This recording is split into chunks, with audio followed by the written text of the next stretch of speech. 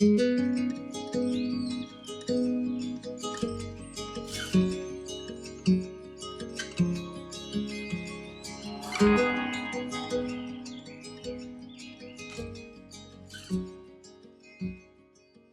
to 4165 South Varnum Road. This is a very unique property, and that called for bringing in some unique styles of communicating the entire story. So we're here today to sit together, explain to Chris, and hopefully to the rest of the world what an amazing property we have to list. That sounds incredible. So this home started life on the other side of the country. Tell us a little bit about that. Yeah, it absolutely did. So we are sitting in a home from 1839 that is made out of hand-hewn timber that has been transported over 2,000 miles to its perch on top of a mountain in Coeur, Idaho. So this house was moved. It was originally a homestead home in Clinton County, Pennsylvania. Again, built in 1839. This was originally owned by an original settler named Daniel Bailey.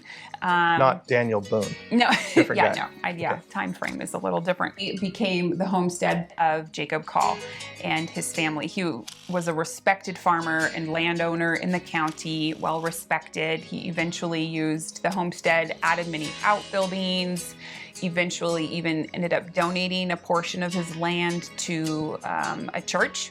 And there is still a cemetery on the original homestead called Emmanuel Reformed Cemetery, and that's actually the final resting place of Jacob and his wife. Wow, that's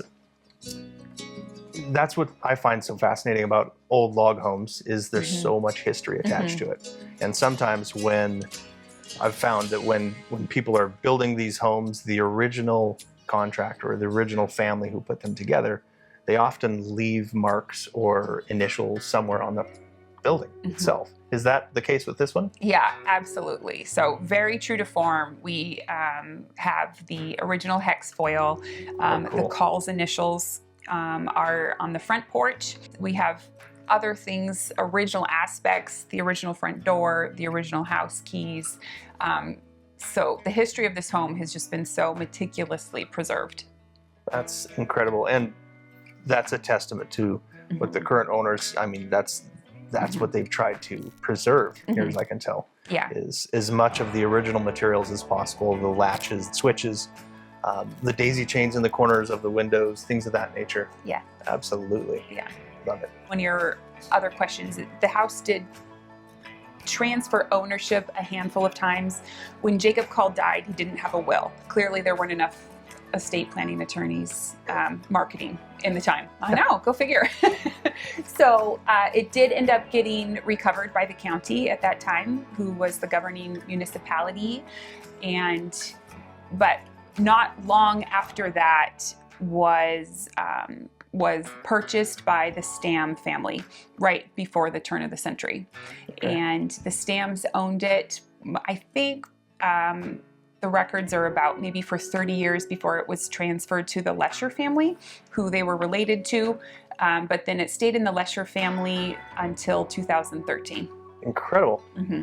And so we've got 1839, 1840, built, stayed in the same family till basically 1900, and then with the Leshers, and then it's sells. Yeah. How did that process, and what happens? I mean, you buy a log home on one side of the country, and just like presto magnifico, it appears on the other side? So in 2018 is really when the story takes just a huge turn. The current owners had grown up together. In junior high, they dreamed about growing up, getting married, living in a log cabin in the woods together. And when they saw this cabin available in Pennsylvania, they decided that was the one. And so they purchased the cabin, and the cabin was cabin is a light word, Chris. So this is a house. This is so solid. I mean, it's not the construction of it. Cabin almost doesn't do the word justice. It's more like a cabin style, but the structure is extremely solid. They purchased it. It was meticulously taken apart, log by log, numbered, placed on 2 semi-loads and driven 2,000 miles to Coeur d'Alene, Idaho. Wow. I want to touch on the story a bit with the sellers. So they were childhood sweethearts, it sounds like. Junior high, I think. That's pretty cool. Yeah. So they basically grew up together with this notion of we want a cabin in the woods. Yeah. And now we are here, the top of a mountain, Yes. in the woods, with gorgeous views in this cabin. Exactly. So this is like a lifelong journey Yeah. that manifests itself in this 180-plus-year-old Yeah. home. Yeah, there are so many different types of symbolism. I mean, it's a love story come true. It's a dream come true. It's not just a house, it's a time capsule. It's a piece of American history. It's hard to wrap it up all into one. It's magnificent.